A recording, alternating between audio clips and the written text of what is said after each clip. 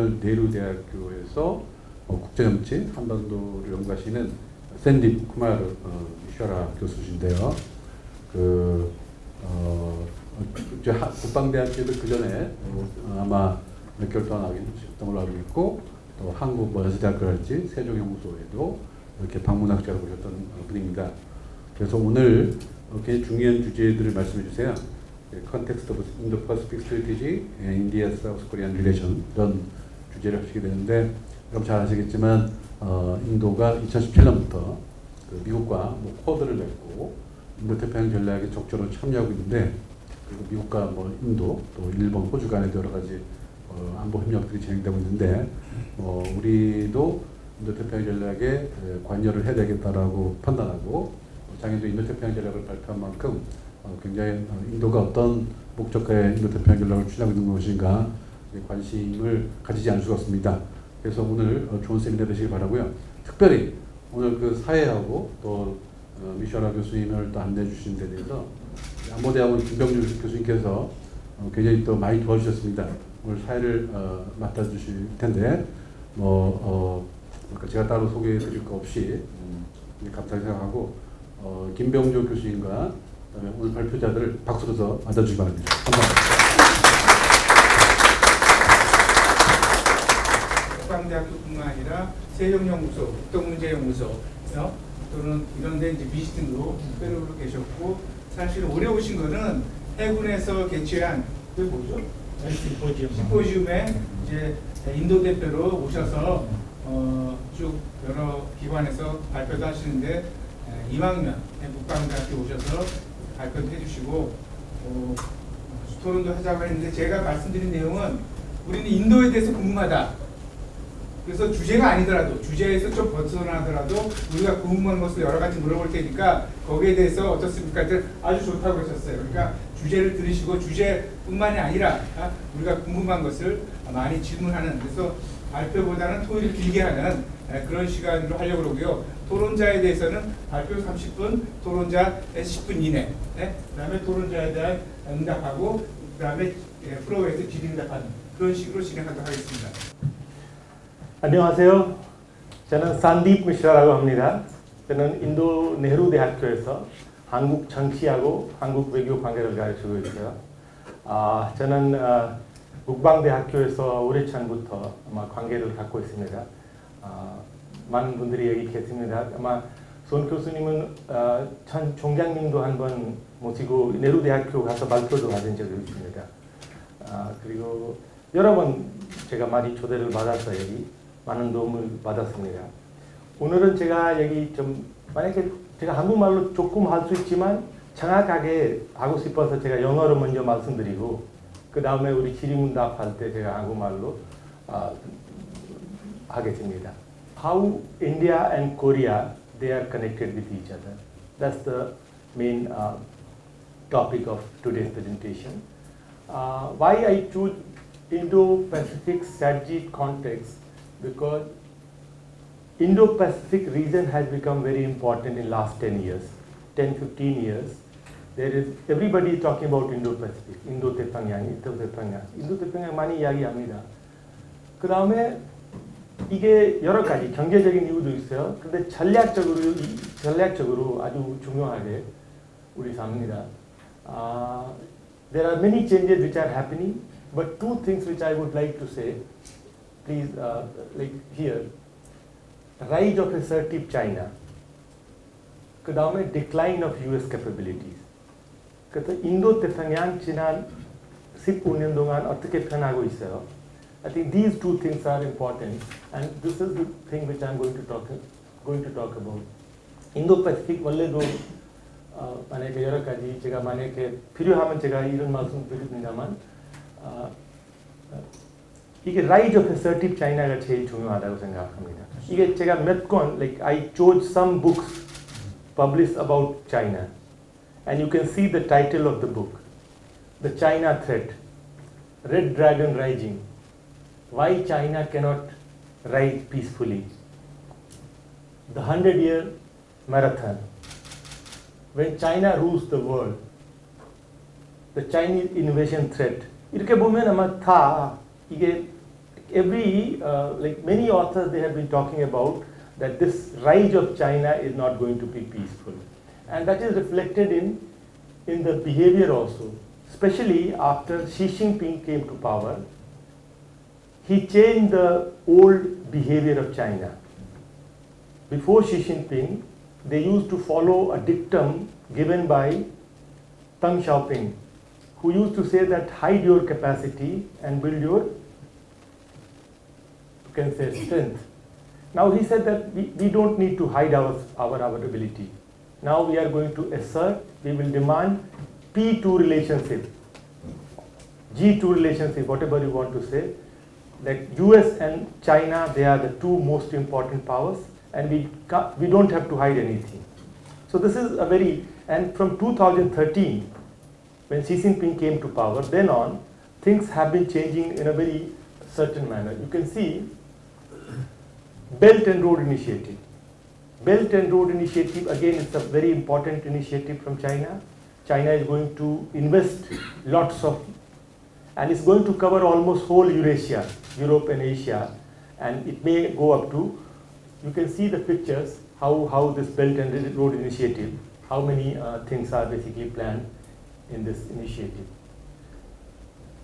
In the Asia, already there is something called Asian Development Bank.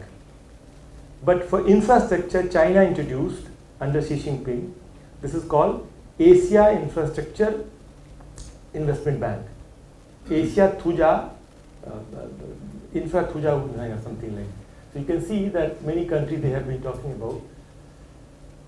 Through these two mechanisms, Belt Road Initiative and AIIB, China has been able to change the economic order in Asia, Indo-Pacific. You must be knowing that all the Indo-Pacific countries, China is #1 trading partner. Actually, China is #1 trading partner of more than 140 countries in the world, 130 countries.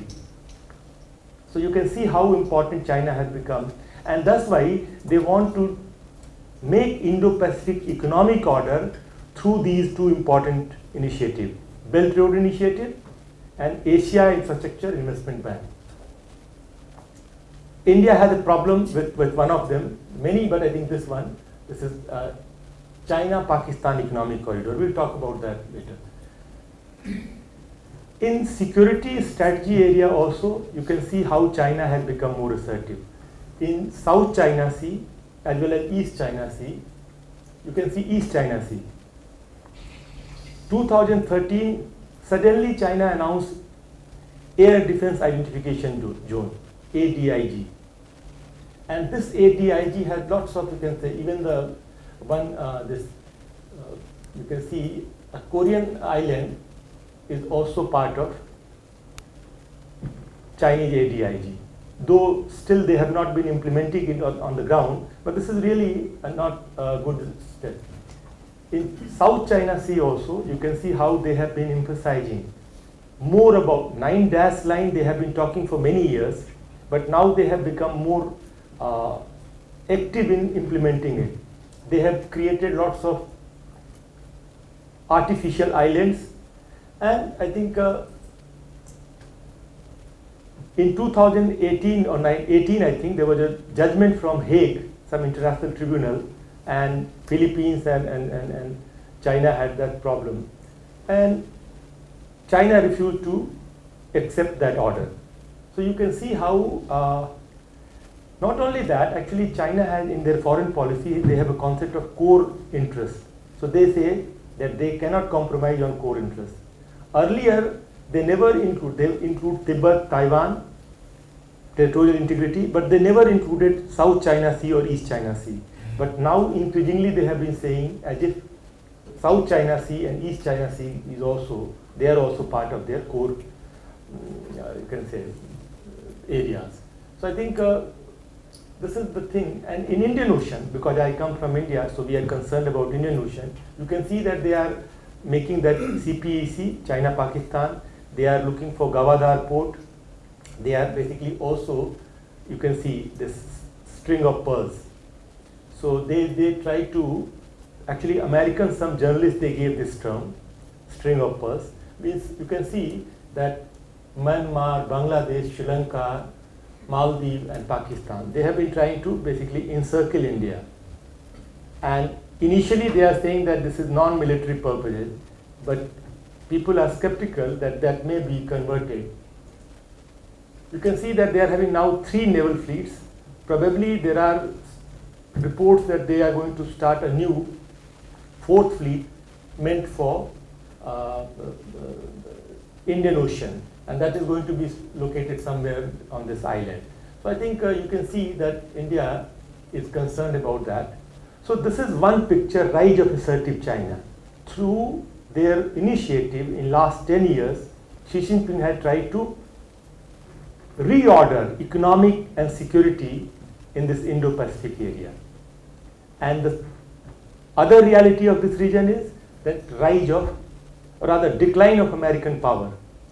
Again, I had 3 books. There are many, but I think many articles, but 3 books representative had the West lost it. The end of American world order, the post-American world. Saying that America is not having alone capacity to dominate this area, Indo-Pacific. And in that context, so I think you can see that how by 2030, according to prediction, China will be bigger economy. Actually, 2 days back, Goldman Sachs had also, they are saying that by 250, China would be #1 economy of the world. So I think all these things are there, and I think US tried to manage this, but I think it's not able to possible. It did not happen. So my basic presentation is that since China is rising, is trying to reorder the region, and America is not alone capable to create some kind of counter mechanism, so then this idea of Indo-Pacific comes, that let's do something collectively. And especially in Indo-Pacific, you have a Quad. Quad means for quadrilateral network. Actually, earlier also we had concept of Asia-Pacific. But if you look at Asia-Pacific, India is not included in that. From 2007, when Shinzo Abe came to India and he gave a speech at our parliament, he talked about confluence of Indian Ocean and Pacific Ocean. So then this idea Indo-Pacific started taking roots, and I think you can see that how Indo-Pacific had started. Indo-Pacific, the term is old, but I think there are many references. But in strategic sense, I can say that 2006 could be called a beginning, because 2007 a paper was also published in India saying that this Indo-Pacific region and Indo-Pacific strategy is required. So my basically submission is that rise of China and decline of US had provided a context in which Indo-Pacific strategy started happening. Now, goal of Indo-Pacific, they don't name China. They keep saying about so many things, but basically the crux of it is they want free and open Indo-Pacific. They are saying that the free flow of goods, services, free flow of, you can say, like lane of communication, sea lane of communication, all those things should be, you can say, in a liberal order that should be maintained and that should be protected.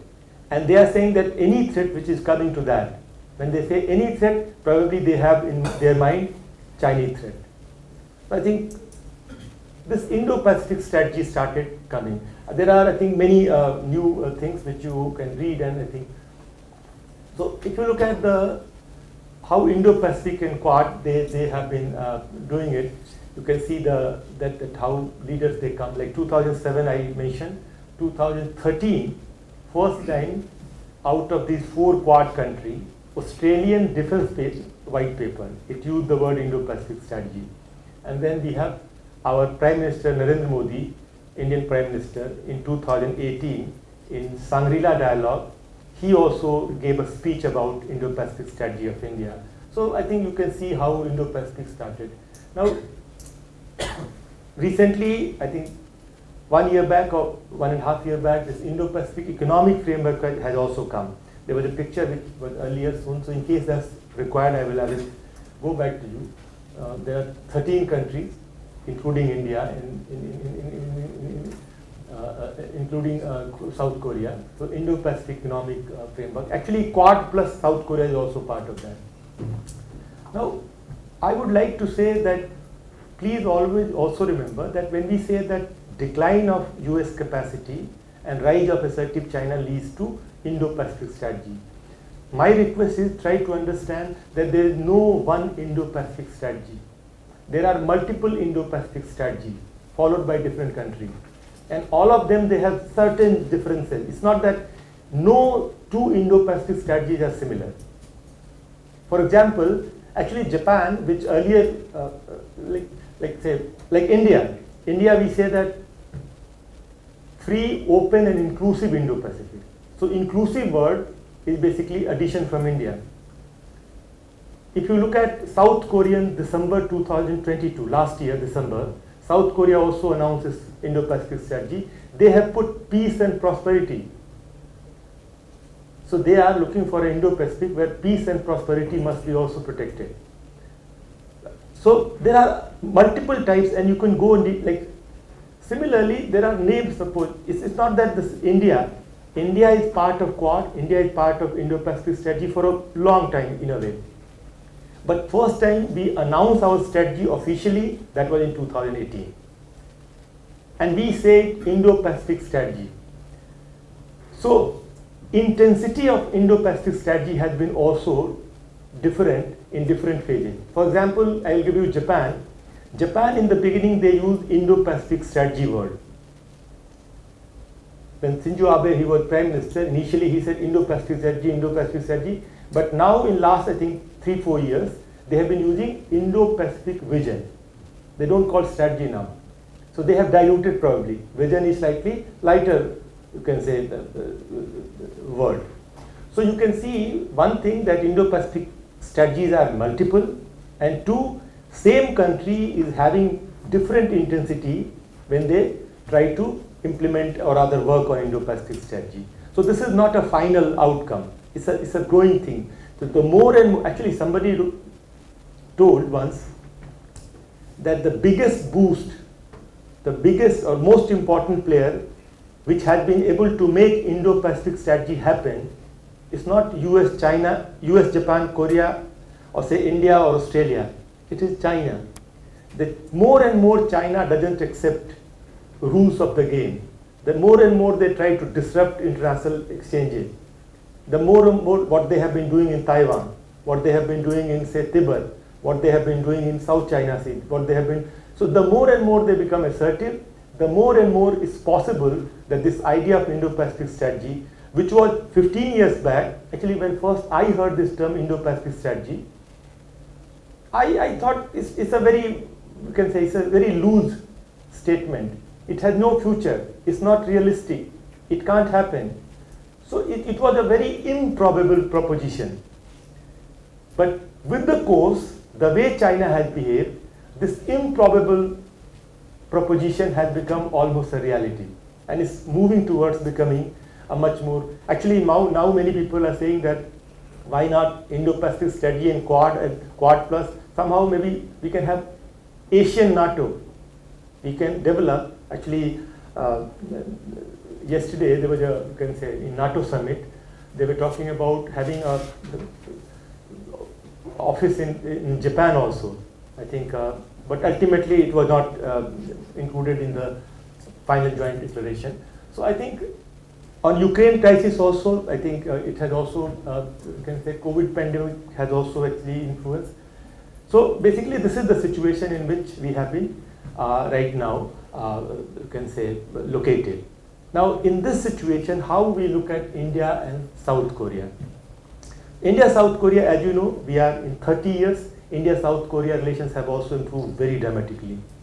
For example, in economic field, we had less than 1 billion bilateral trade in 1990. But right now we are having almost 28 billion US dollar, $27.8 billion last year, 2022 figure. So economic actually exchanges between India and South Korea. We had also CEPA, 2009 we signed, which came into force in 2010. And in SEPA, I think it's a FTA basically. FTA is basically FTA, but in India, actually India, we are like at popular perception, Indian people are slightly apprehensive about FTA using word free trade. So I think that's why deliberately they use it Comprehensive Economic Partnership Agreement, SEPA, not FTA.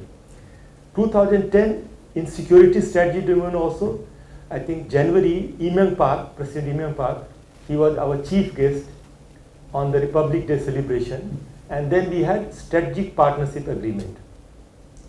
In 2014, when Park Geun-hye visited India, we had a agreement about sharing intelligence regarding Pakistan and North Korea nuclear and missile technology exchanges.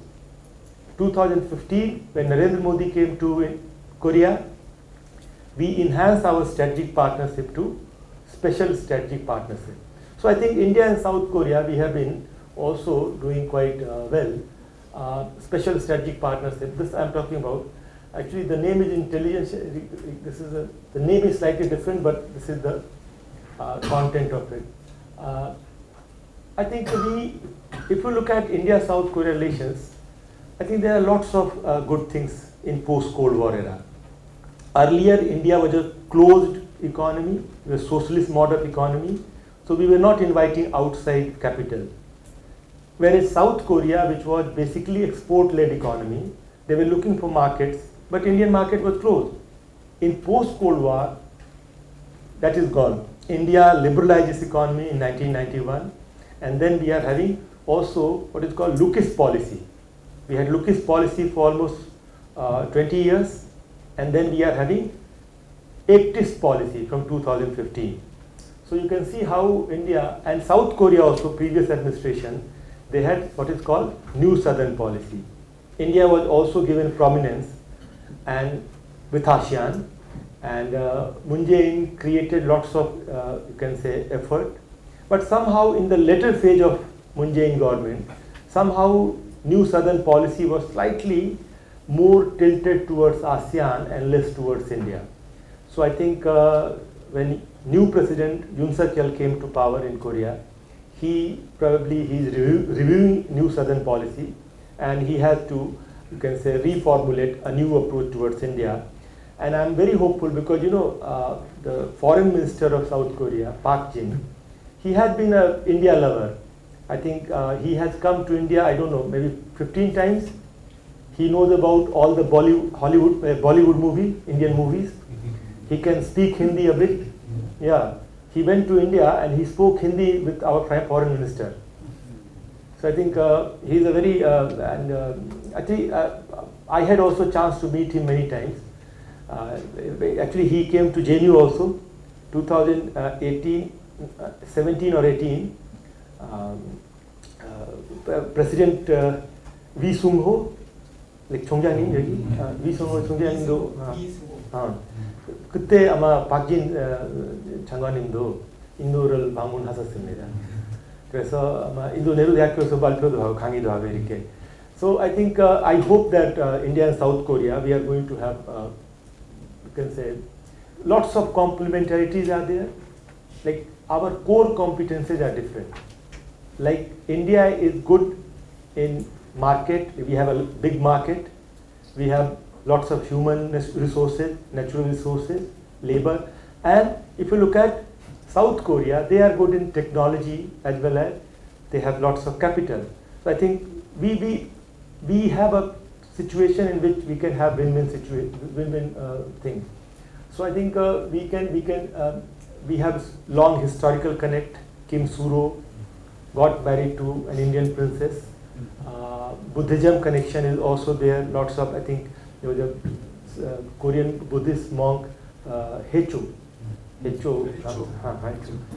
visited India, and I think he wrote a diary, and that diary actually is translated into Hindi and published in India in what is called National Book Trust, NBT. NBT has published a small diary, and he talks about India. He says that all the places where he visited, what kind of experiences he had. So he visited almost whole India. So all those connections are there, apart from the new K-pop. K-pop and Hallyu has become very, very popular in India, and that actually also must be appreciated. And overall, I will say that we have lots of common interests. Like if you look at our Indo-Pacific strategy, unlike Japan, unlike United States, unlike Australia, I think India and South Korea's Indo-Pacific strategy, they look to be quite similar to each other. Because we are concerned about rise of an assertive China, but at the same time we are very careful about China. India always tries to be very careful not to project as if Indo-Pacific strategy is targeted against China. And South Korean Indo-Pacific strategy also, if you read the 40-page, 42-page document, I think there is, on the places where China is mentioned, actually 3 places China is mentioned, 3 times mentioned. 2 times they talk about South Korea, Japan and China, some trilateral. And 1 time when they have used China independently, they say that China could be an important player in creating peace and prosperity in this region. So it means that they are careful about China, and similarly India has a long border with China. At the same time we are having lots of, you can say, other problems with China. So we are also very careful that rather than confronting China directly, is it possible that we can create a network through which we can create disincentives for China to become assertive? So let's try to create that mechanism. I think India and China, South Korea, our Indo-Pacific strategy is quite close. I think overall we want also a multipolar Asia, an Asia where middle powers are important, they are rule makers. Actually, when South Korean Indo-Pacific strategy talks about having global pivotal state, GPS. So when South Korea are asking GPS, they are saying that South Korea wants to become a rule maker, part of rule making process. India is also saying that rule should not be made by America or say China. Middle powers collectively, they can think about they can take a coordinated approach, and we want a free, open, multipolar Asia. So I think we have lots of commonality, and in the Moon Jae-in administration, because South Korea did not have Indo-Pacific strategy, South Korea was reluctant to join Quad, but now new president has said that Indo-Pacific strategy is already out, and South Korean president has given statement that if invited to join Quad, South Korea will think positively. So it means that he is in agreement. Anyway, South Korea is part of Quad Plus. So I think we have lots of commonality, and I think we can work together. India, and I think as I told you, India has been also doing lots of in this region. So we can, if it's required, I will strategic partnership, I think, is also important. As I told you, this open, multipolar, institutionalized and rule-based interstate relation in this Asia, Indo-Pacific. That's the goal, common goal of India and South Korea. But before saying that, I think I will also like to mention about some limitations, some obstacles in India-South Korea understanding. I think I'll say that in case of India, even though we are worried about assertive China, even though we want to become Indo-Pacific, part of Indo-Pacific strategy, Quad, and we are, but at the same time, our foreign minister, on multiple occasions, he has emphasized that India would also seek strategic autonomy. So this is an idea, strategic, actually 2-3 words he uses quite a lot. Strategic autonomy, multi-alignment is another word. And basically India is trying to be having some kind of space of its own. Many people in South Korea, they ask that why not India is so, like especially on Ukraine issue, India is having an independent position. They are not with America or European country. They are saying that our relationship with Russia is different. In case that's required, in question answer. Whether it's a good or bad, I'm saying that strategic autonomy India has been emphasizing. But in case of South Korea, it seems that South Korea wants to take a route of more closeness with United States without any differences, and that is basically slightly different position which India and South Korea they have. In bilateral relations, I feel that we need to have more awareness, because I feel that in India there is less information, less awareness about Korea, and in Korea there is less awareness about India. I can give you one example. When I ask in India, suppose I am giving a lecture like this, and the people who are, in general, they are well studied, but they don't know much about data. So I say that by perception, tell me, do you feel that India is having more trade with Korea or India is having more trade with Japan?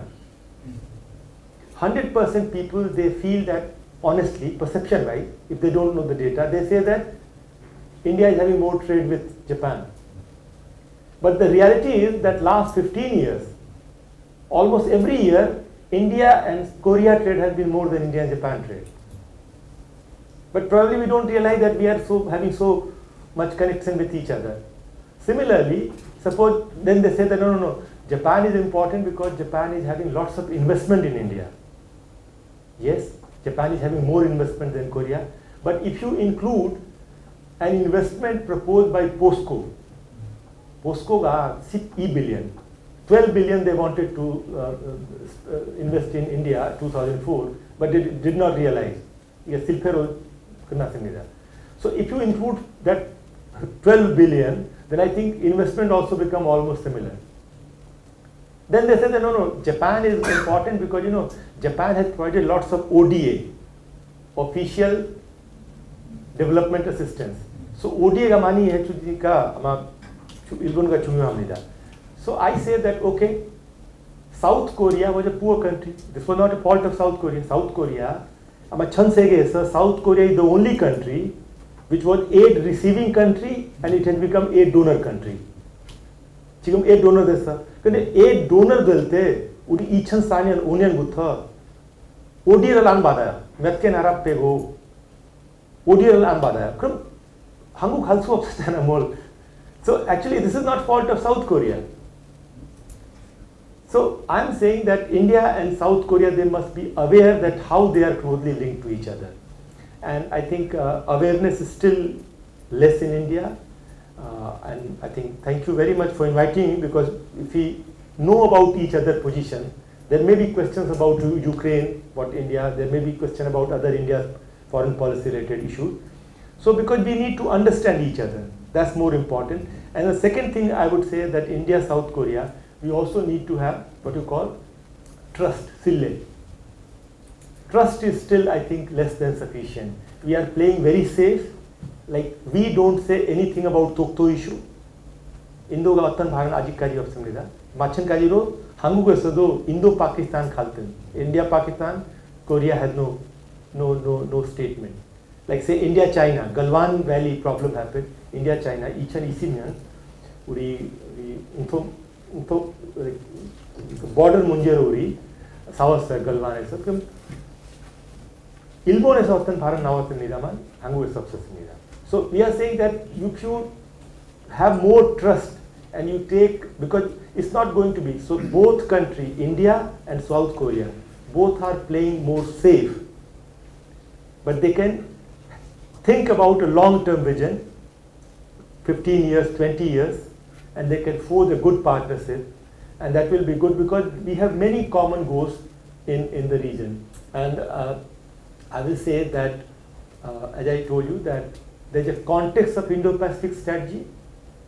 Many people in Korea, they say that new Southern Sin-Nambak 정책가 괜찮았다. It was enough. 우리 왜 인도 태평양 전략 이거 필요 없었다. 그렇게 말씀하는 사람들 얘기 많아요. 특히 진보당에서. But I'm saying that okay, maybe that is your opinion.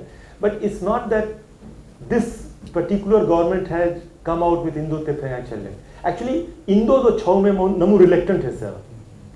어떤 나라에서든 reluctance가 먼저 있었어요. 근데 시간이 지나면 중국 그 behavior 보면서 사람들이 어쨌든 결국에 인도-태평양 전략으로 나왔습니다. 그래서 제가 하고 싶은 이야기, 우리가 이런 인도-태평양 전략에서 우리 미들 파워 중심으로 우리 아마 좋은 인도 한국 관계가 만들면 좋겠습니다. 그렇게 하고 싶으면 어웨어네스하고 트러스트가 많이 필요하다고 제가 강조합니다. 네, 여기까지만 말씀드리겠습니다. 감사합니다. 네, 토론자가 훌륭하신데요. 네, 제가 그 미슈라 교수님의 발표를 세 가지 정도로 요약할 수 있을 것 같아요. 사실은 우리한테는 아시아 패시픽이었지 인도 패시픽이 아니었잖아요. 근데 그렇게 왜 변했는가? 큰 두 개의 힘이라고 말씀하셨습니다. 하나는 이제 Assertive China and Declining USA. 그 과정에서 사실은 인도라는 것이 중심으로 부각하게 되었다라는 구조적인 설명 하나 있었고요.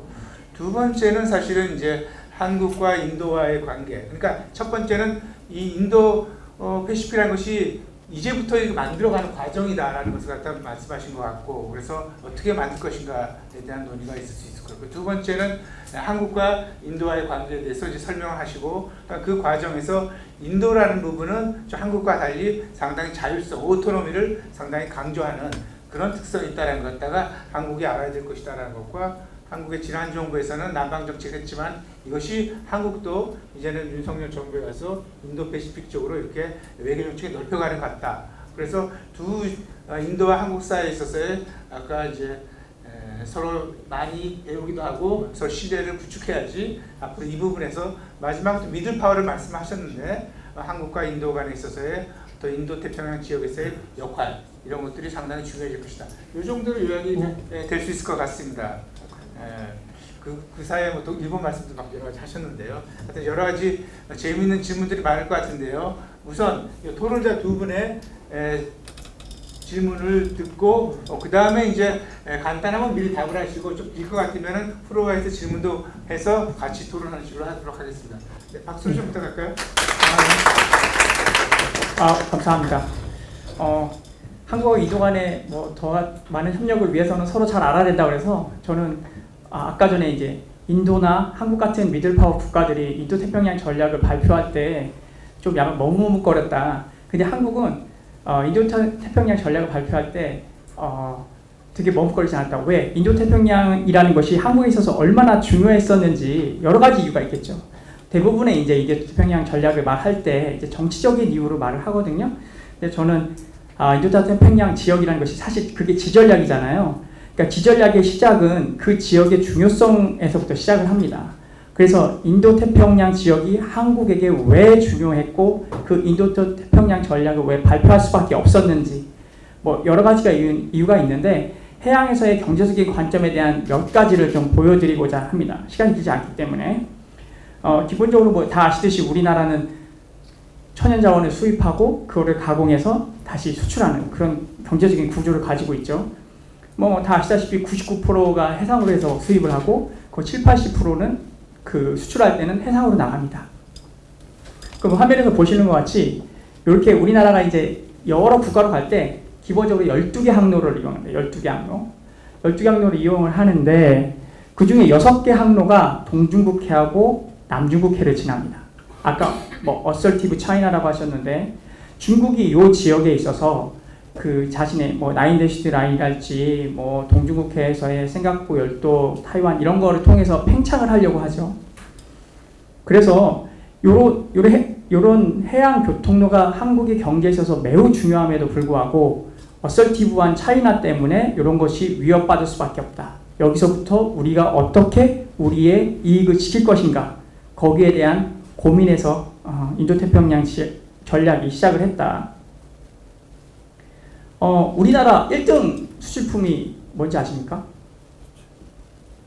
네, 반도체죠.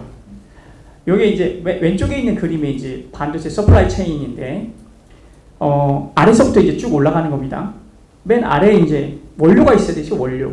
이제 크리티컬 로우 메터리얼이라고 하는데, 대부분 히토류입니다.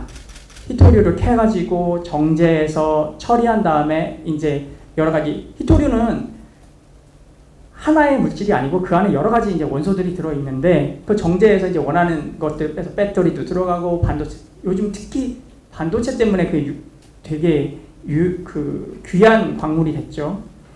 그거를 서플라이 하는 그런 과정을 거쳐서 한국에서 반도체를 만드는 건 이 서플라이 체인의 맨 위쪽입니다. 여기에 디자인하고 패브리케이션이라고 하는데 그거를 반도체 직접 만드는 거죠. 그러면 밑에 그 크리티컬 로우 매터리얼이 없으면 우리나라는 반도체를 만들 수가 없는 겁니다.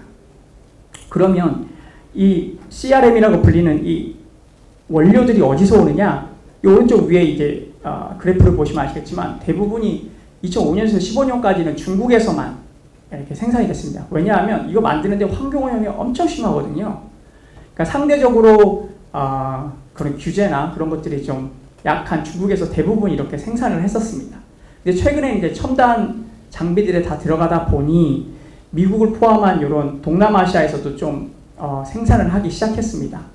그러면 중국이 제일 큰 공급원이고 나머지 동남아 요쪽인데 이런 것들이 다 어디로 오느냐? 바다를 통해서 옵니다. 뭐 반도체 아무리 뭐 수출을 하고 싶어도 요거 원료가 들어오지 않으면 만들 수가 없습니다. 우리나라는 기본적으로 경제 구조상 또 반도체 서플라이 체인상. 그래서 우리나라에게 바닷길은 엄청 중요하다. 그런데 이 바닷길이 최근에 아까도 말씀하셨지만 어설티브한 그런 차이나 때문에 뭐 위협을 받고 있는데 그 중에 가장 요즘 이슈가 되고 위협이 되는 게 타이완을 공격해서 이렇게 합병을 하려고 한다는 겁니다. 요 왼쪽에 있는 요 분들은 미 합참의장하고 미 수송사령관이 한 얘기인데 앞으로만 6년간 몇 년간에 중국이 타이완을 공격할 거라는 겁니다. 이렇게 군 고위 장성들이 말을 하니 미국에 있는 싱크탱크들이 여러 가지 중국이 타이완 공격에 대한 시나리오를 여러 가지 모여서 이렇게 같이 이야기해보는 이런 리포트들을 여러 개를 냅니다. 전 보고서들이 다 천편일률적으로 중국이 2027년 안에 타이완을 공격할 것이라는 가정하에 어떤 양상으로 할지를 다 한 건데 결국에는 중국이 최근에 얼마 안 지나서 타이완을 공격할 거라는 겁니다. 자, 그렇게 되면 물론 이제 뭐 그 주변에 있는 해상 교통로를 사용할 수 없는 것은 물론이고 그런 군사적인 행동을 타이완에 했을 때 우리나라의 그 항로를 못 쓰고 우리나라와 미국과는 서로 동맹국가이기 때문에 서로 간에 한미 상호 방어 조약이 있지만 이거는 미국에 대한 공격이 아니기 때문에 직접적으로 연루되는 것 같지는 않습니다. 하지만 종속 플레이어고 또 미국이 타이완을 지키러 갔을 때 아까 이제 말씀하셨지만 미국의 인도태평양 전략이 나오게 하는 배경이 미국이 점점 더 쇠퇴하고 중국이 올라가니까 혼자서는 대응할 수 없으니 동맹국가 파트너국에게 역할을 강요하는 어떻게 하면 강조하는 그런 게 인도태평양 전략의 핵심이라고 했지 않습니까? 그래서 우리나라에도 여러 가지 도움을 요청할 수가 있다. 그럼 이런 거에 대해서 우리도 대비도 필요하다는 것입니다. 이게 엄청 긴데 그냥 확 압축해가지고 왜 우리에게서 인도태평양 전략이 중요한지 몇 가지 사례하고 그런 것이 위협당하는 타이완 사태하고 그때 우리가 대응하는 방안에 대해서 잠깐 말씀드렸고 기본적으로 우리나라는 인도태평양 지역에서 분쟁이 없는 게 제일 좋습니다. 왜? 거기를 자유롭게 사용하고 싶으니까요. 그리고 어떠한 분쟁으로도 거기가 막히는 것을 원하지 않습니다. 그게 우리의 기본적인 스탠스다. 그리고 분쟁이 있다고 해도 거기에 연루되는 것을 상당히 두려워한다. 그래서 제가 이제 한국에 대해서 말씀드렸으니까 이제 인도에 대해서 저도 알고 싶은데 사실 인도양은 아니고 거의 대부분 이제 타이완이 있는 지역이 서태평양 지역이긴 하지만 어쨌든 인도태평양 지역이기 때문에 만약에서 거기에서 그러한 분쟁이 일어난다면 인도에서는 이런 것이 어떤 긍정적인 있을지는 모르겠습니다. 긍정적이거나 혹시 부정적인 그런 이펙트가 있는지 그거에 대해서는 한번 들어보고 싶어서 질문 드립니다. 예, 이상입니다. 사전에 대략적인 제 토론의 요지를 드렸었고 그래서 그 부분을 많이 이미 이제 아까 발표하시면서 조금 더 추가해서 강조를 해주신 것 같아서 짧게 말씀을 드리겠습니다.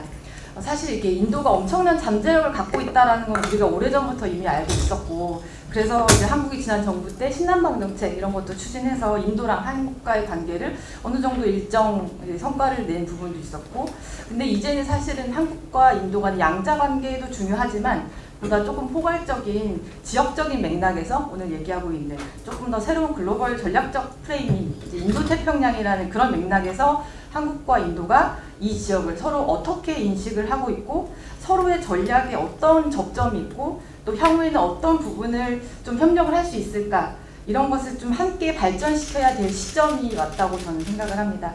그래서 먼저 일단 인도태평양 전략에 대해서 먼저 얘기를 해보려고 하는데, 제가 인도 전문가는 아니지만 먼저 인도는 사실 인도양을 통해서 성장해왔던 남아시아의 패권국이고 또 해양국가입니다.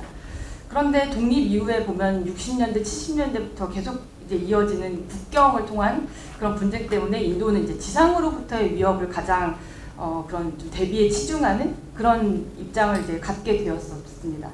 그런 인도가 이제 2014년에 모디 정부 1기가 출범을 하면서 모디 정부 1기 출범 이후에 가장 처음으로 발표했던 전략이 Ensuring Secure Seas라고 하는 해양 전략이었습니다.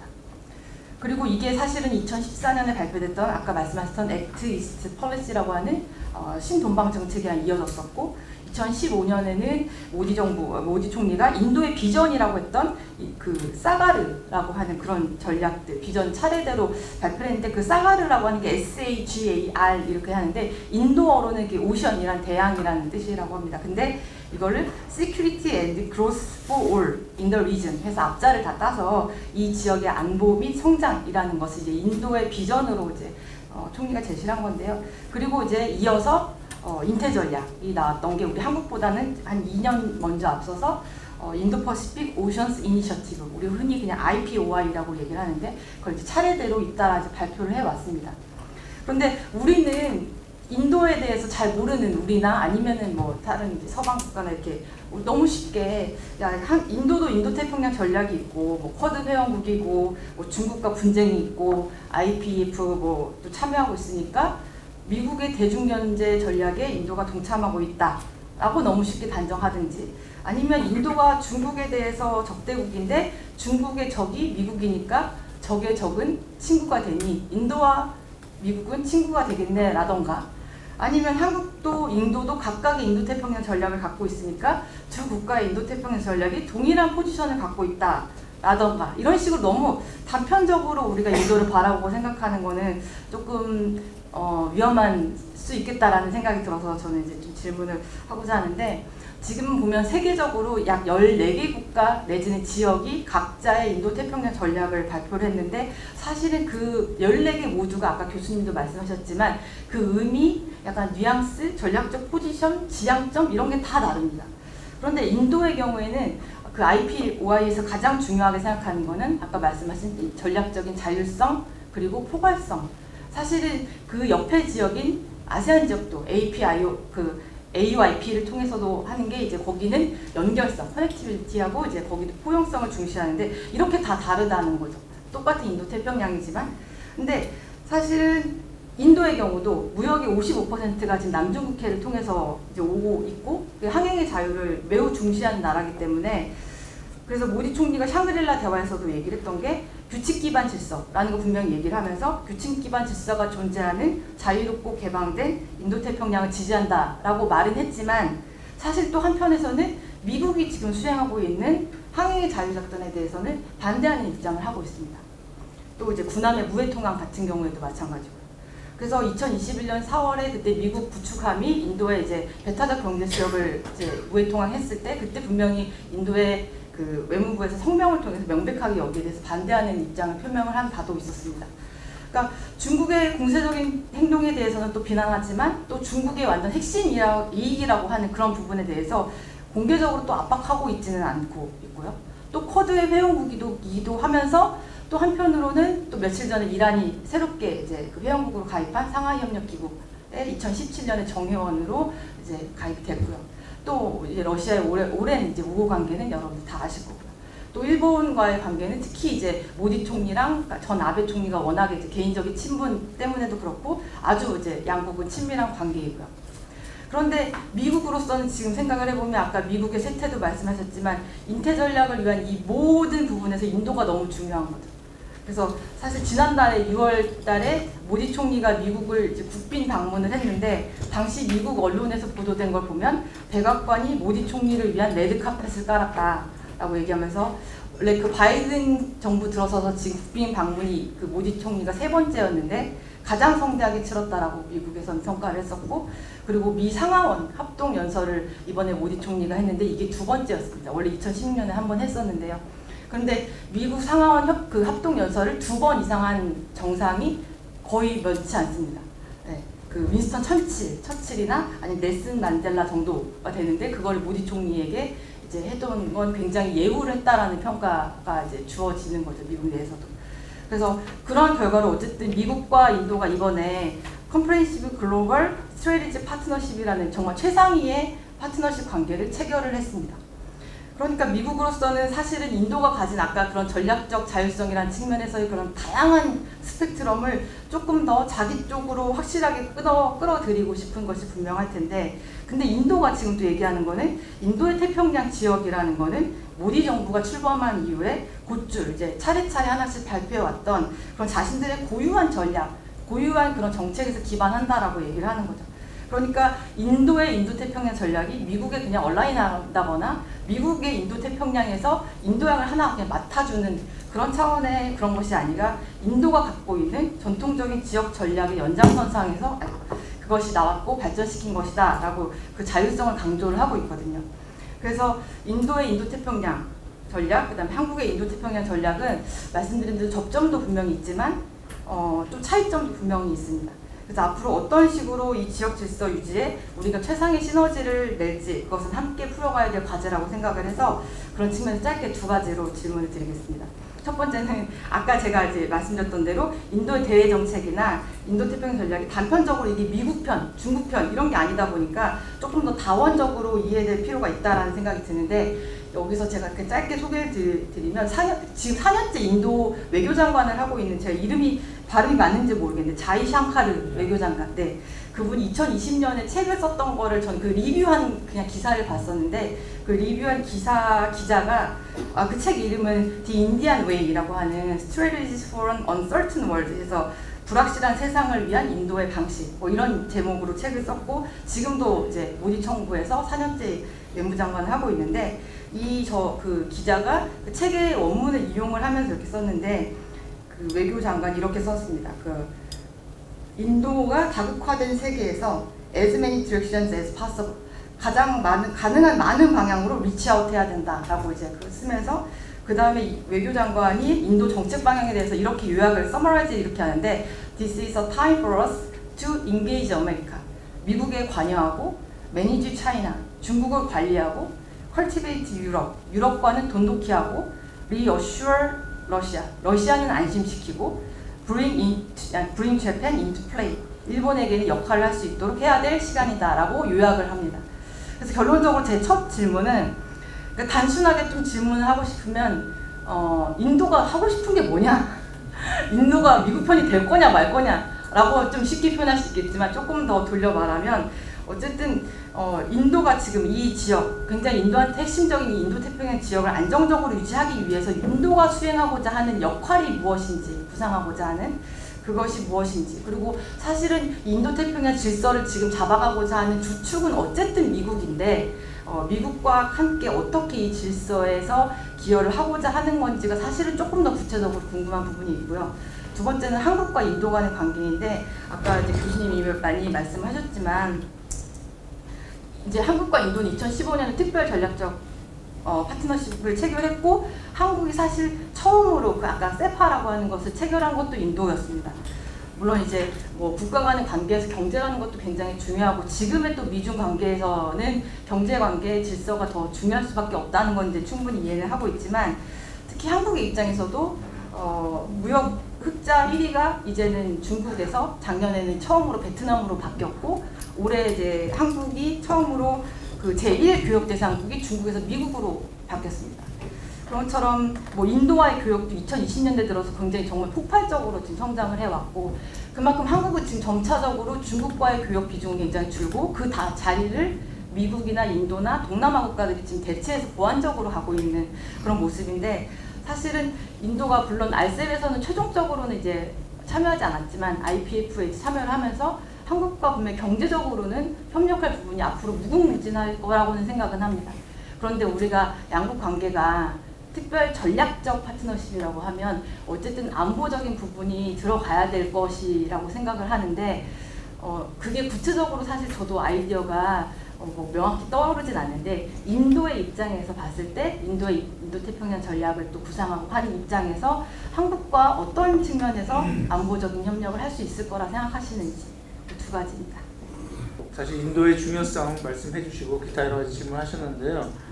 그 우리 배학 교수님의 질문은 사실은 이제 대만 사태 때 인도가 어떤 입장을 가질 것이냐 이런 질문과 관련되는데 그와 덧붙여서 인도가 보는 미중 갈등에 대한 인도의 시각이 무엇인가도 포함해서 같이 한번 첫 번째 질문을 좀 해주셔도 좋겠고요. 두 번째 우리 이수영 교수님 하셨던 두 가지 질문에 대해서는 또 이제 그것도 첫 번째와 연관이 되는데 하여튼 인도의 전체 입장은 무엇이냐는 것과 한인도 관계에 있어서는 앞으로 어떻게 발전시킬 것인가. 그럼 일단 대답을 좀 듣고 그 다음에 다른 질문 받도록 하겠습니다. 그래서 아마 인도태평양 전략에 대해서 아주 왜 이게 어디에서 왜냐하면 no confrontation, no entrapment 이런 거 있잖아요. 다 이게 왜 필요하다고 잘 말씀을 들었습니다. 그 다음에 대화에 대해서 제가 말씀드리면 사실은 이게 첫 번째 질문 만약에 여기 인도 입장에서 우리 만약에 미국이랑 같이 우리 중국 여러 가지 assertive behavior를 우리 막는 그런 방식으로 우리 가고 있지만 그래도 우리 어느 정도 자기 자유성 우리 autonomy도 strategic autonomy로 갖고 싶습니다. 그래서 아마 타이완 문제에서도 인도에서 크게 너무 많이 여러 가지 발언 없습니다. 많지 않아요. 그냥 한 줄만 우리 그렇게 하면 안 된다. 근데 there is no 인도에서 there is no formal and detailed response of India on Taiwan issue. 왜냐하면 근데 타이완랑도 인도가 관계가 있습니다. 타이완 계속 우리나라에도 officially 우리도 만약 그냥 one China policy 있어요. 중국랑만 우리 인정하고 타이완을 인정 안 합니다만 타이완랑도 아주 좋은 관계를 갖고 있습니다. 경제 관계도 있고 여러 가지 다른 고려도 있습니다. 근데 우리 입장에서 만약에 이게 다음 질문에서도 나왔잖아요. 보통 인도가 뭘 하고 싶어요. 근데 사실은 제가 거기에서 말씀드리면 인도 입장에서 우리들이 지금 전 세계가 특히 인도태평양 이 지역가 많이 바뀌고 있습니다. 근데 이게 바뀌는데 만약에 미국 쪽에서 이거 중국을 막고 싶어 중국을 대비하고 싶은 그런 마음이도 있고 일본 입장에서 우리가 아시아에서 1등 국가들 이런 목적도 있고 근데 우리 입장 조금 다릅니다.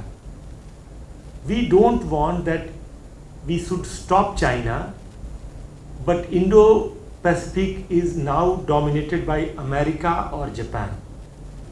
그래서 어떻게 보면 우리 목적 조금 다릅니다. 만약에 America and Japan, America wants that they should be the most dominating player in the Indo-Pacific by stopping China. Japan wants that maybe we could be, because American power is in decline, so in Asia we would be number one power. So they have slightly different, especially 아베 신조 있을 때 그렇게 아마 일본이 그런 목적. 거기 어디 official document에서 이런 목적 나오지 않을 겁니다만 우리 느낌으로 그렇게 있습니다. 그래서 제가 말씀드렸어요. 우리 입장에서 한국이랑 우리 같은 목적 갖고 있어. India is also not interested in dominating Indo-Pacific. 우리 capability도 그렇게 아직까지 없습니다. 아직까지 우리 그 정도 capacity도 없잖아요. 그래서 아마 우리 목적 좀 다릅니다. 이런 목적 우리가 제일 먼저 강조해야 합니다. 그리고 두 번째, 만약에 인도 지금 이 지역을 보면 인도 태평양 지역 보면 갈등감이 있어요. 중국하고 미국이랑 아니면 일본, 미국이랑 중국이랑. 근데 우리 입장에서 사실 이것도 우리 말을 하지 않지만 우리가 만약에 미국과 중국이랑 싸우면 우리 도와줄 거야. 일본과 만약에 중국이랑 싸우면 우리 도와줄 거야. 우리가 중국이랑 안 싸울 거야. 만약에 미국이 우리한테 인도가 중국이랑 싸우면 우리 so we are not going to be on the front line. 그래서 인도 전략 아마 제가 그렇게 느낍니다. 마찬가지로 한국에서도 그런 느낌이 있습니다. 한국에서 그렇게 제가 만약에 공부하는 사람이니까 제가 아주 열린 편하게 말씀드릴 수 있습니다. 만약에 인도 태평양 전략 갖고 있는 나라들이 중에서도 중국을 어떻게 대비해야 되나 이거 조금 다릅니다. 우리가 좀 뒤에 있을까? 우리 좀 앞에 있을까? 호주, 일본, 미국 같은 경우는 앞에서 가서 하고 싶어요. 할 수 있어요. 근데 우리 입장에서 그래서 우리 타이완대에서도 우리가 크게 말씀만 합니다. 만약에 이 문제 생기면 그때 우리 생각할 거예요. 이게 두 번째 제가 만약에 인도 입장 말씀하고 싶어요. 그 세 번째 입장에서 인도가 그런 것도 있어요. 인도가 만약에 그 아주 재미있는 그런 우리 외교부 장관님 그 말씀을 왜냐하면 어떻게 보면 이게 기회주의로 보이잖아. opportunism. 이것도 하고 저것도 하고 도대체 뭘 하고 싶어요. 그렇게 느끼지만 사실 우리 입장에서 특히 인도 같은 긴 역사를 갖고 나라들이 우리가 10년, 20년 보지 않고 우리가 좀 길게 좀 그런 생각이 있어요. 특히 우리 지금 우리 현재 so we have a long term perspective and 길게 보면 만약에 인도하고 중국 1962년 싸웠어요. 전쟁이 있었어요. 인도가 쳤어. 중국이 이겼습니다. 그때 미국 중국 편 있었습니다. 미국이 그때 중국 편 있었습니다. 근데 소련한테 우리 좀 도와받고 그 다음에 71년 인도하고 파키스탄 싸울 때 전쟁 때 그때도 미국한테 파키스탄 도와받고 we did not receive. 그때도 소련 도와주셨어요. 그래서 우리 하고 싶은 이야기 지금 만약 국제 정치에서 no enemy and no friend is permanent. enemy하고 friend permanent 아닙니다. 그래서 우리 어느 정도 좀 열린 마음으로 어떻게 보면 이게 opportunist로 보이지만 사실 이렇게 우리 가는 게 우리 national interest 쪽으로 우리 좋겠다 그런 생각 아마 so we have this key probably if we go open because we have a long experience. 인도에서 지금도 아마 만약에 어떤 public opinion survey 하면 사람들이 미국보다 러시아도 더 믿습니다.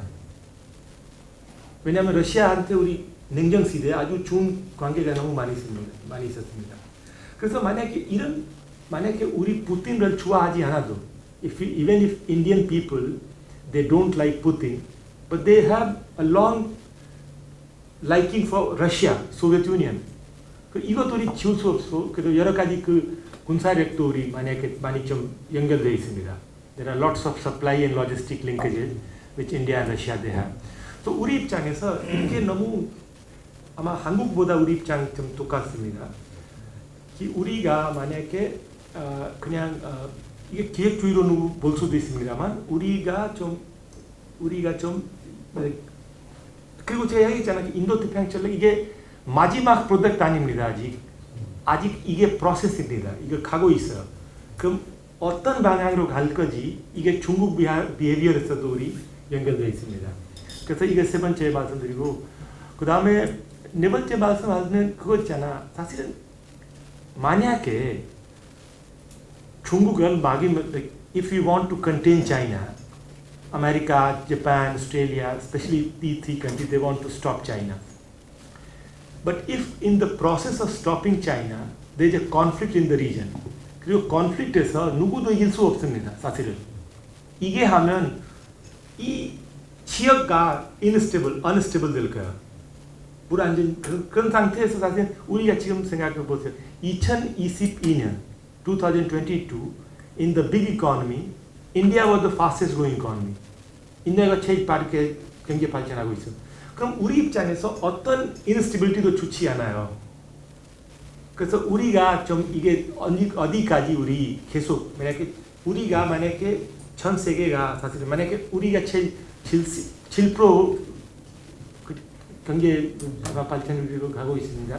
그럼 우리가 만약에 이렇게 거의 20년 가면 좋겠다 그런 생각 할 수밖에 없습니다. We would like that 20 years nothing changes in the world. It goes like this for 20 years. 7% highest growth rate in India. 그럼 우리가 좋잖아요. 그래서 이런 입장에서 보면서도 아마 사실은 우리가 너무 정확하게 너무 클리어하게 무슨 우리 중국 편이다 우리 인도 아주 좋은 말씀 거기 인도가 아마 우리 모디 총리가 여름 그때 2020년 여름 그때 갈완 문제가 생겼어 그때 옥토 문제로 그때부터 지금까지 차이나 단어를 쓴 본 적 없어. Our Prime Minister never used word China for last so many years. 근데 그래서 이게 조심하는 것도 아마 사실은 그런 데입니다. 그리고 4,000km, like more than 4,000km 우리가 border가 있습니다. 그래서 만약에 그리고 중국랑 우리 만약에 그거 하면 comprehensive national power 중국 우리보다 5배 더 강합니다. They are 5 times more powerful if you compare national comprehensive national power index.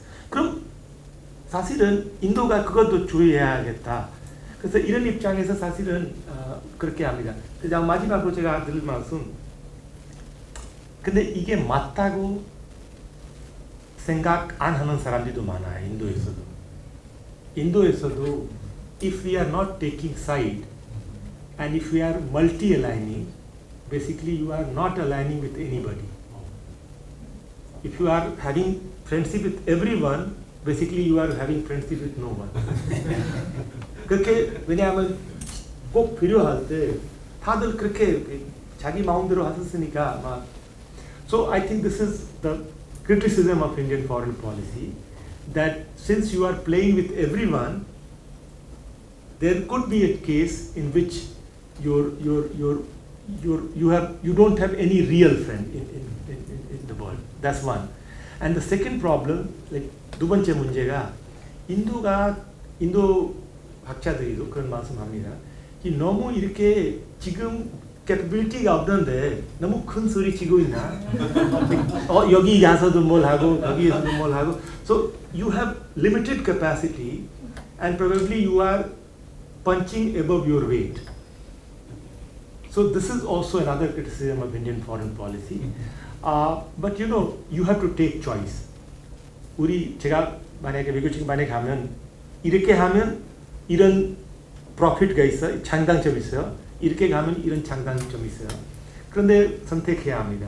인도 외교부 아마 그렇게 인도 만약 지금 우리 정권, 모디 정권 그렇게 선택했으니까 우리 그런 말씀드리고 싶습니다. 그래서 타이완 대해서도 그래서 일부러 우리가 아마 제일 적게 말씀드립니다. 그다음에 그래서 이게 중국 편도 아니고 왜냐하면 사실은 인도하고 미국랑 여러 가지 차이점이 있었습니다. 냉전 시대에 너무 많이 차이 있었어요. 98년 우리 핵시험 할 때도 미국 어떻게 보면 it was a reaction to America.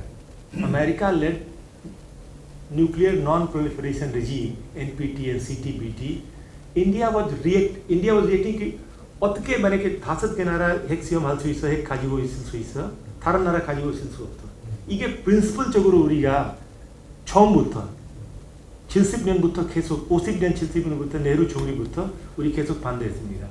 근데 누구도 우리 말을 들으니까 아마 98년 어쨌든 우리도 핵시험 했다고. 그래서 우리가 디파이 했습니다. 그래서 제가 하고는 미국하고 일본하고 인도하고 한국하고 여러 나라 인도 태평양 전략 갖고 있어요. 근데 이 나라 안에서도 디퍼런스가 있어요. 만약에 중국이 갑자기 없어지면 사라지면 그 디퍼런스가 나올 겁니다. 근데 지금 중국도 큰 위험이 있으니까 우리가 어느 정도 그래서 그 안에서도 갈등감 어느 정도 있겠죠. 인도가 그런 입장을 갖고 있습니다. 그리고 마지막 그 질문 거기 우리 경제 그 시파에 대해서 우리하고 좀 근데 안보 쪽으로 아직도 부족하다고 말씀하셨는데 맞습니다. 저도 그렇게 생각합니다. 아마 경제적으로도 아직도 신뢰가 부족하다고 제가 느낍니다. 사실은 아마 여러분한테 좀 이해하실 겁니다. 2004년 노무현 대통령이 인도에 방문하셨어요. 2004년. 근데 2009년 말 9년 우리가 시파를 우리 conclude 했어요. 그 5년 만에 했습니다. 근데 2015년 왜냐면 근데 2010년부터 이게 시파가 came into force 했어요. 2010년부터 2년 우리 bilateral trade가 올라가고 그 다음부터 그냥 멈춰 있어요. 다시 2021년 작년도 올라갔습니다. 조금 좀 좋아지고 있어요. 2021년 40%, 그다음에 지금도 2018 20% 됐어요. 그래서 세파에 문제가 있어서 2015년 모디 총리가 여기 방문했을 때 우리 리바이 할 거라고 나왔어요. 우리 리비전 할 거예요. 근데 8년 지났습니다. 아직까지 리비전 끝나지 않았습니다. 왜냐하면 제가 보기에는 신뢰가 부족하다고 생각합니다. 인도가 서비스 섹터 한국한테 좀 서비스 섹터 열려달라고 합니다. 한국에서 좀 매니팩처링 섹터 열려달라고 합니다. 그 다음에 테크놀로지 트랜스퍼 문제도 있고 기술 트랜스퍼 그런 거. 그 다음에 인도에서 트레이드 데피시트 대해서도 아주 민감합니다. 트레이드 데피시트 인도가 많아서 그것도 좀 민감합니다. 그래서 여러 가지 문제 있어서 그래서 거기도 있지만 그래서 제가 awareness하고 trust를 강조했습니다. 이거 하면서 아마 우리 관계가 더 좋아질 거예요. 그리고 안보적으로 진짜 우리가 만약에 strategic partnership agreement, special strategic partnership agreement 사실은 이것도 재미있는 이야기. 인도가 지금 거의 30국가란 strategic partnership agreement 갖고 있습니다. 30국가. 그리고 30국가 중에서 미국, 일본, 한국, 차이나, 중국, 러시아 그 다랑 하고 있잖아요. 사실 거기도 마찬가지로 만약 30국가에서 여러 색깔 국가 다 있습니다. 제가 하고 싶은 얘기 여기에서도 어떤 strategic partnership agreement 있어도 없어도 큰 상관없습니다. 그 strategic partnership agreement 안에 뭘 있는지 그게 중요합니다. 그래서 아마 사실은 인도 한국 관계에서도 우리 Special Strategic Partnership Agreement 있지만 영어로 하나 나눴을 때 it's very thin. 컨텐츠가 별로 많지 않다. 그냥 한 가지만 하면 파키스탄하고 북한랑 무슨 핵 미사일 무슨 기술 고려돼서 어느 정도 우리 시행할 거다. 그거 말고 아마 큰 거 없습니다. 여기서 근데 사실은 우리가 인도에서 보면 아니면 한국에서 보면도 만약 우리 외교 정책을 만약에 제가 외교부 장관 되면 인도에서 주변 국가 쪽으로 많이 관심이 갑니다. 주변에 파키스탄도 있고 네팔, 부탄, 방글라데시, 스리랑카 그쪽으로 관심이 제일 많습니다. 그 다음에 우리 그레이트 파워 미국, 러시아, 중국 이런 쪽으로 관심이 그 다음에 세 번째 인도 경제 발전하고 있잖아. 그 경제적으로 어디 중요해요? 그쪽으로도 관심이 하고 거의 네 번째 정도 한국 생각 나옵니다. 마찬가지로 여기에서도 보면 한국에서도 보면도 주변 국가 북한이 있잖아. 그 옆에 북한도 있고 그 다음에 여기도 그레이트 파워 있고 그 다음에 여기도 경제에 대해서 아주 중요한 그 아시안랑 어떻게 해야 돼요? 다른 그래서 여기도 아마 네 번째로 우리 인도 쪽으로 생각합니다. 그 스트럭처가 어떻게 돼 있으니까 우리가 너무 하고 싶어. 제가 문 대통령 말씀하셨잖아. 진남방 정책 시작하면서 그래도 인도까지 처음에 1년 안에 한 번 인도 방문도 하셨어요. 근데 너무 팔로우업 할 수 없었어요.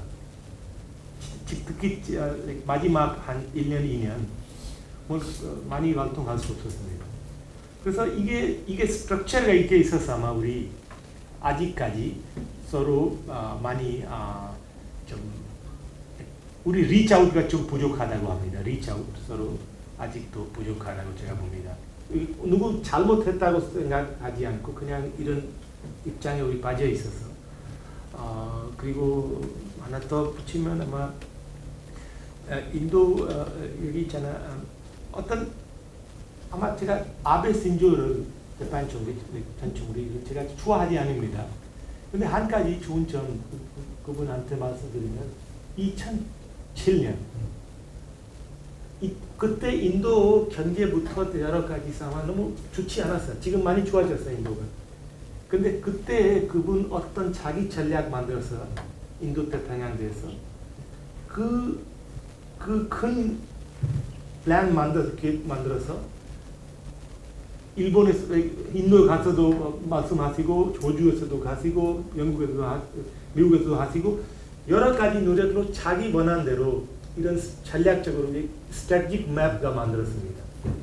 그 사실은 제가 하고 싶은 게 인도에서도 한국에서도 그런 지도자가 필요하다고 생각합니다. 이렇게 20년 멀리까지 볼 수 있게 지금 인도에 어떤 문제가 있어도 인도 만약 지금 있잖아 한국에서 어떤 보통 사람들이 이런 인도를 어떻게 믿을 수 있을까?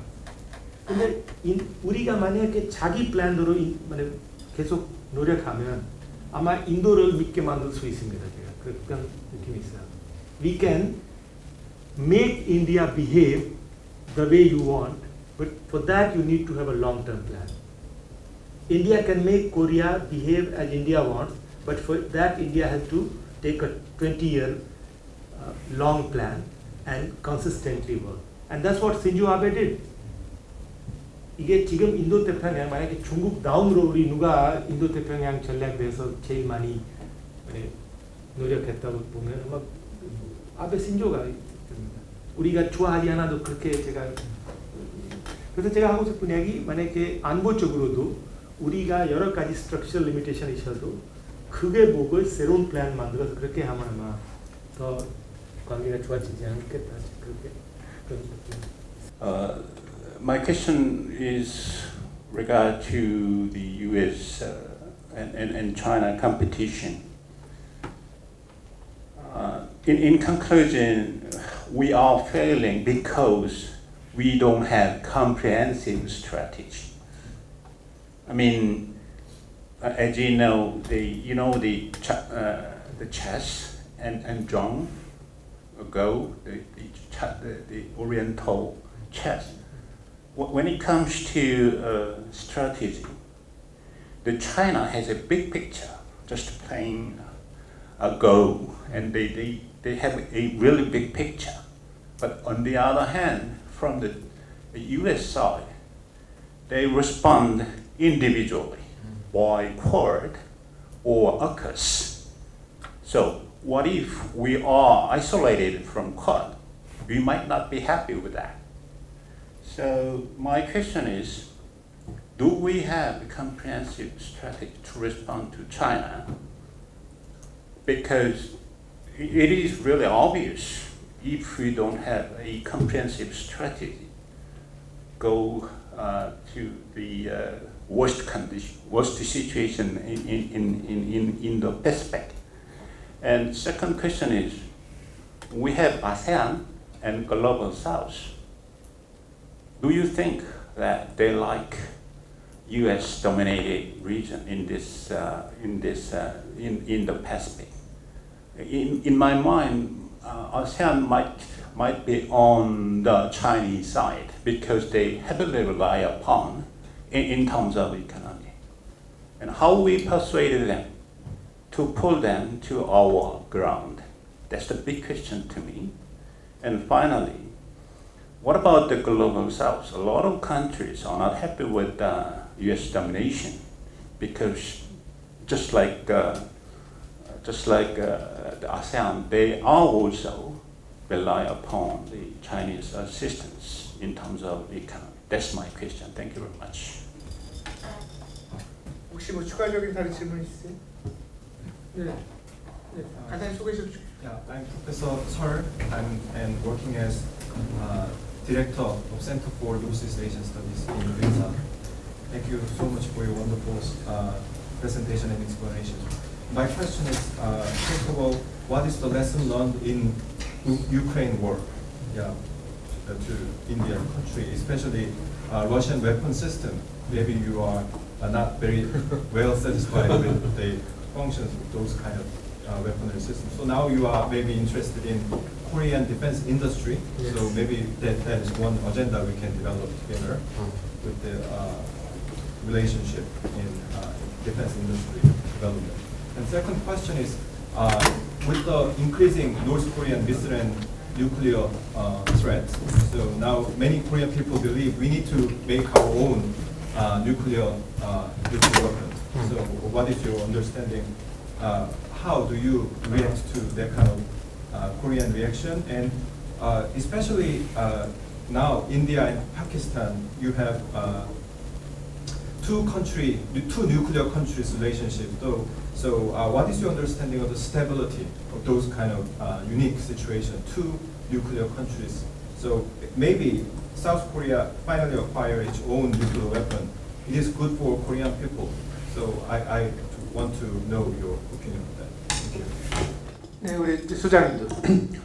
네, thank you very much for your informative presentation today. I have short two questions and one another long question. My first question is about the concept of middle power. During your presentation, you described India as a middle power. In fact, South Korea has long used that kind of middle power, depicting ourselves.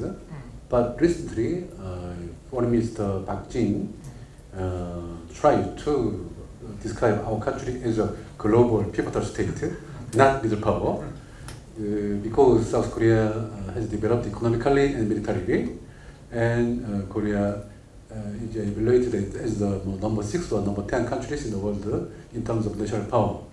So in that sense, India, from the Korean viewpoint, India has already nuclear weapons, and it is the number 1 populous country in the world.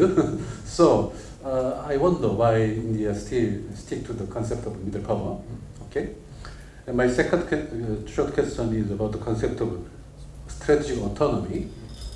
As far as I know, the term was firstly used by the Western European countries, West Germany or France, during the Trump administration. So I think the concept of strategic autonomy is very interesting and useful concept to describe other countries' foreign policy.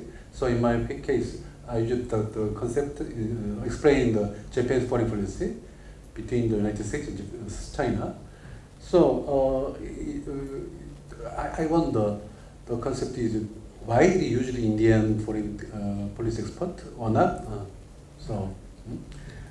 And my last question is, I understand there is common feature between the South Korea and India, not to take assertive policy toward China, and try to take a neutral position between the U.S. and China rivalry. But South Korea is close ally to the United States. So even if we are joining the Quad, you have to feel some responsibility to support the United States. So I wonder why, how India tried to keep a balanced or neutral position in case of U.S.-China rivalry. If the United States asked India to support them, what will be the India's response to the request by the United States? 네, 혹시 관련 질문 있을까요? 예, 저 네, 잠깐. 시간이 얼마 남지 않은데, 네, 한번 네, 예, 감사합니다. 짧게 부탁합니다. 예. 저 안보과정 지금 수강 중인 저 해군 박창규 대령입니다. I'm Captain Park in KNDU National Security Course. 영어 짧아서 한국말로 간단히 하겠습니다. 그 핵심은 저는 이제 프레임을 전환해서 다른 질문 하나 드리고 싶은 게 이제 멀리 인도에서 전형하신 교수님 오셨으니까 그 국제 감각으로 보셨을 때 지금 한국의 위치를 잘 알고 계실 건데 미국과 중국 사이에 있는 한국의 관계 이것을 어떤 시각으로 바라보신지가 여쭤보고 싶은데 핵심은 왜냐하면은 제가 개인적으로 알기에 인도라는 나라가 가지고 있는 여러 강점 중에 특징이 그 흔들리지 않은 고유의 그런 전략을 가지고 있다고 생각합니다. 특히 강대국에 대해서. So I'm just talking about your country's significant feature, but some undisturbed theory, a strategy against the United States, China, and Russia. So 그래서 이제 그게 그 답은 없겠지만은 우리 한국 사람들끼리가 아닌 외국인으로서의 전문가적인 시각으로서 보면 좀 객관적으로 좀 도움이 되지 않을까 하는 측면에서 좀 질문드렸습니다. 네. 그리고 제가 사회자 직권이 한 가지만 질문드리고 싶은데요. 북한이 핵 개발했잖아요. 근데 인도가 보기에는 북한은 자기 권한, 고유 권한이다라고 하고 있잖아요. 인도 사람들은 거기에 대해서 어떻게 생각하는지, 그리고 한국은 거기에 대해서 어떻게 해야 되는 건지, 거기가 좀 전체적으로 같이 설 교수님 이거랑 좀 같이 주목되는데 네. 거기 좀 듣고 싶습니다. 네, 이게 그때 말씀 우리가 하나 인도 태평양 전략 아니면 어떤 무슨 그 컴프리헨시브 어떤 그 우리 전략 갖고 있는지 제가 저 생각으로 아직까지 그런 컴프리헨시브 전략 누구도 갖고 있지. 왜냐하면 중국이 계속 어떻게 거의 오랫동안 만약에 중국이 그냥 민주주의 아니잖아요. 그래서 아마 거기서 어떤 결정하면 10년, 20년, 30년 계속 갈 수 있는 가능성이 있어요. 근데 우리 같은 경우는 우리 민주주의 나라라서 보수당, 진보당, 여당, 야당 그런 계속 바뀔 수밖에 없습니다. 그 다음에 그런 지도자도 아마 가끔 가다 나옵니다. 그렇게 멀리까지 볼 수 있게 열심히 하는. 그래서 아마 우리 컴프리헨시브 없습니다. 제가 인정합니다. 그 다음에 컴프리헨시브 만약에 누가 갖고 있어도 코어디네이티드 아닙니다. 서로 갖고 있는 거 어떻게 우리 코어디네이트 하고 있는데 우리가 만약에 인도가 인도 태평양 전략에 대해서 말씀하지 않을 때 중국이 인도 태평양 전략 썼어. 지금 비전 쓰고 있어. 인도가 좀 그 있잖아요. 어떤 하나 제가 기사를 읽어본 적 있어요. 중국이 아주 잘 이거 알아요. 이게 쿼드 있잖아. 쿼드 4개 나라 있어. 4 국가에서 하나 weak link 계속 있을 겁니다. 하나만 우리가 우리 편하면 하나도 조금 뉴트럴라이즈 하면 이게 잘 되지 않을 거야. 쿼드리લે터럴가 되지 않을 거야. 그래서 이게 China doesn't have to go to all the 4 countries. Maybe just create one weak link. 그럼 이게 잘 코어디네이션이 안 될 거야. 그래서 코어디네이티드 안 된다고 제가 그 말씀. 그리고 아시안하고 글로벌 사우드에서 물어봤는데 아시안 국가들이 사실은 지금 하나 그 서류가 나왔지만 그 아웃룩 인도-패시픽 아웃룩 for 인도-패시픽 그렇게 나왔지만 사실 중국이랑 관계도 다릅니다. 만약에 베트남 같은 나라 국가들이 중국한테 좀 갈등감 많고 그다음에 다른 만약에 말레이시아 같은 나라랑 좋고 그래서 여러 가지 다른 입장 갖고 있다고.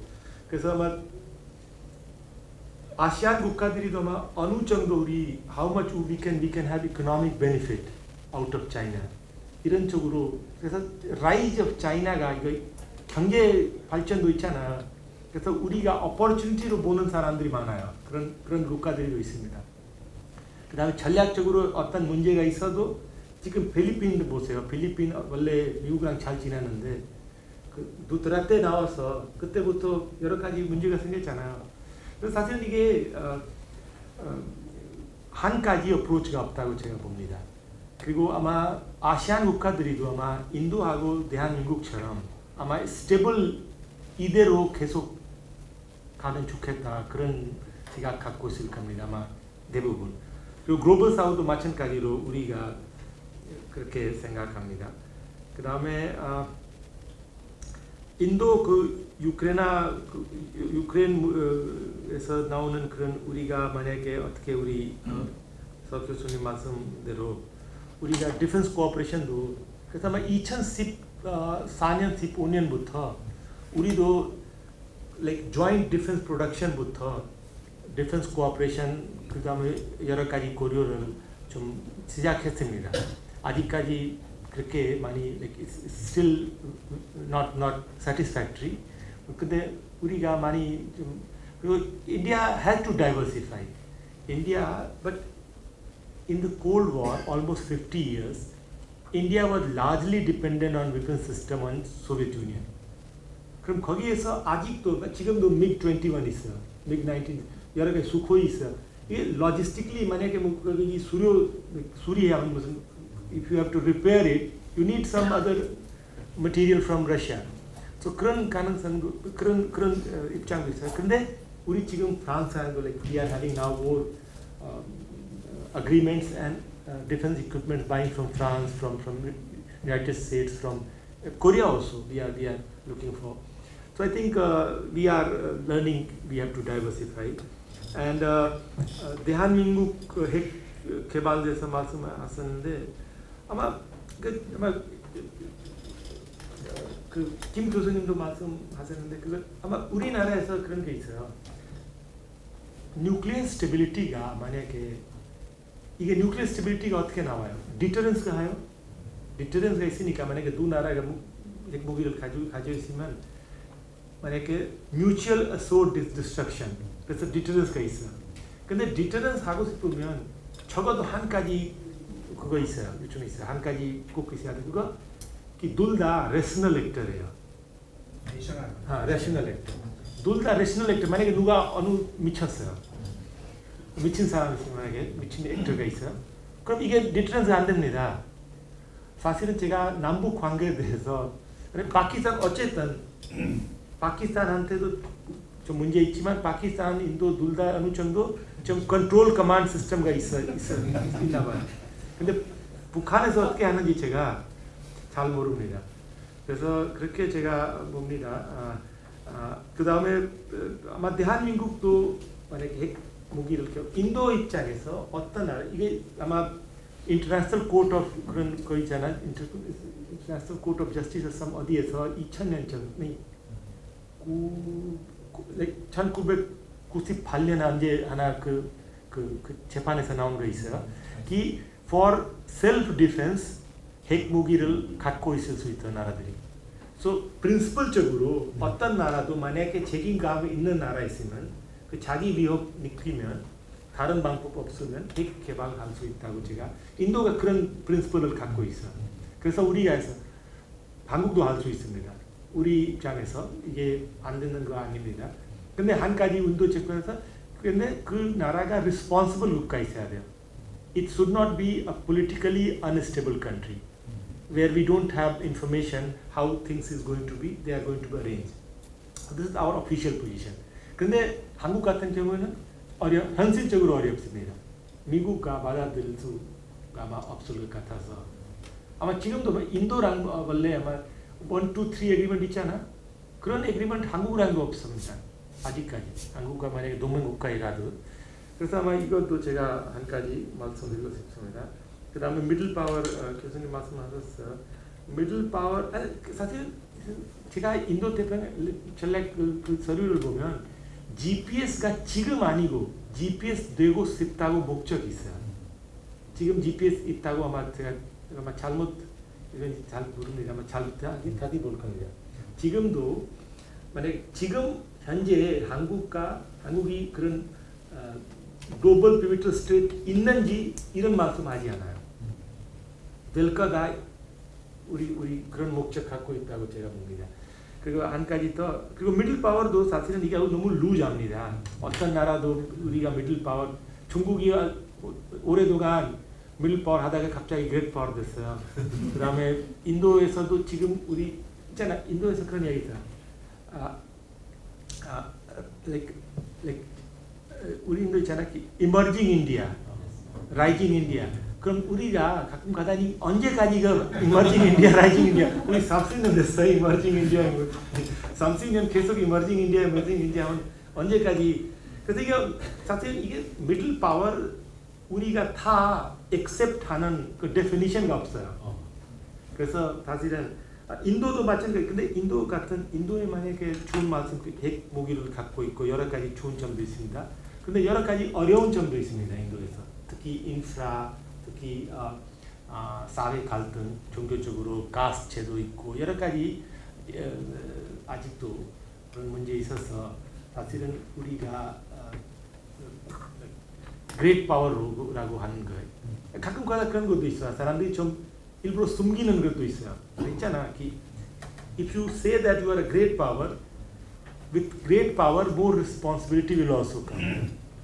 So many, especially in case of China, for a very long time, they kept saying that no, they are developing country, because they did not want to contribute those responsibility.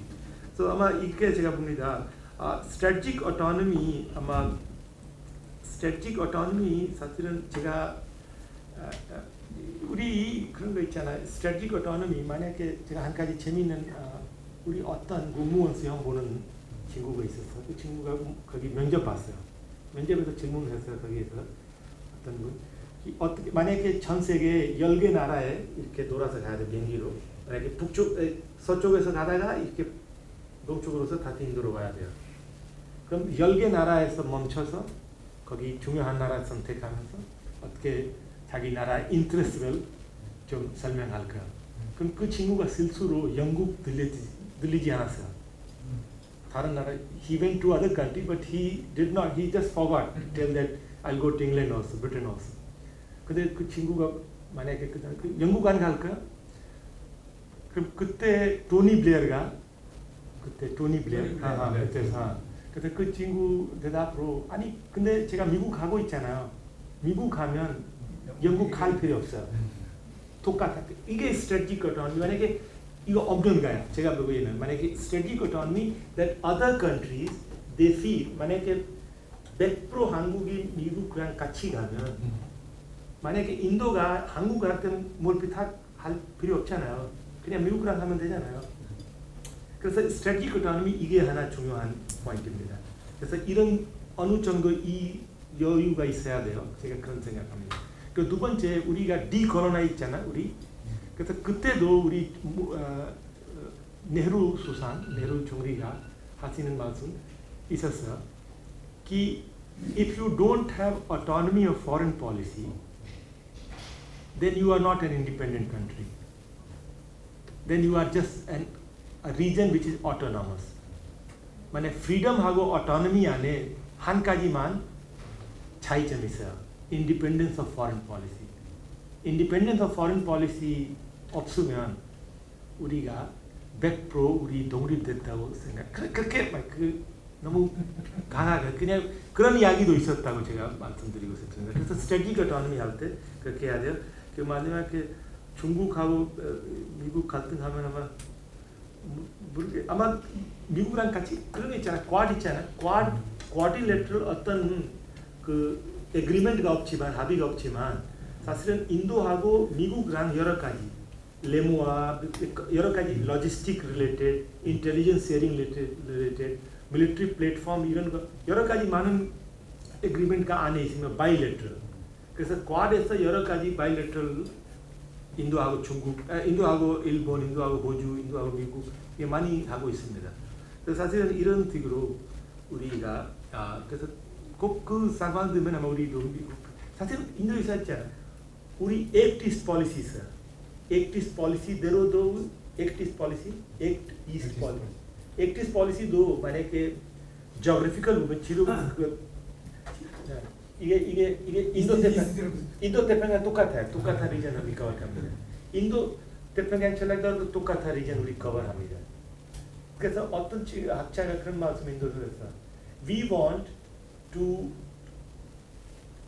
pursue our national interests in Indo-Pacific area through number one, Act East policy. But if it doesn't work, we need to be prepared and have Indo-Pacific strategy and Quad, because in the second option, because if China becomes very assertive, difficult to manage, then we don't have choice. 그때 우리도 인도 태평양 미국이랑 많이 고려를 하고 그렇게 한다고. 그 마지막 이게 한국 위치에 대해서 말씀 물어보셨어요.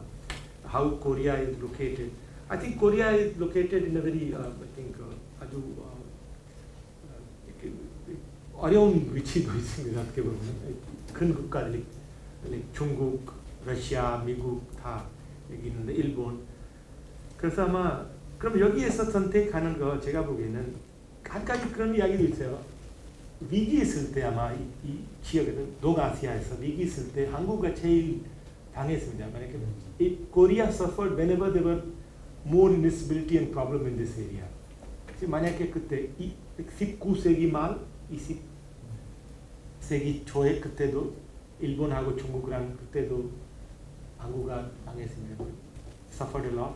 그 다음에 다시 그 독립될 때 여기도 다시 45년, 48년도 계속 그때도 분당되고 여러 가지 한국 전쟁도 있고 그래서 이게 왜냐하면 냉전가 시작하고 있었어 그때 냉전가 시작하고 있었으니까 분리가 됐어 한국 한반도 그래서 지금도 그런 상황으로 볼 수 있는데 지금도 빅 텍토닉 중국하고 미국 싸우면서 그런 거 하고 있어요. 그 위치가 아주 어렵습니다. 지금도 아마 코리아가 너무 서퍼할 수 있는 가능성이 있어요. 근데 한 가지 좋은 점이 있습니다 이번에. 제가 두 개 다 I talked about two previous examples. 근데 현재에서 한국 capability가 너무 많습니다. 어떻게 보면 military capability부터 cultural soft power capability.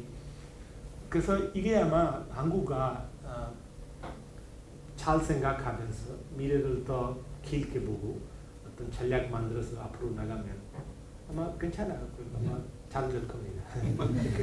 네, 감사합니다.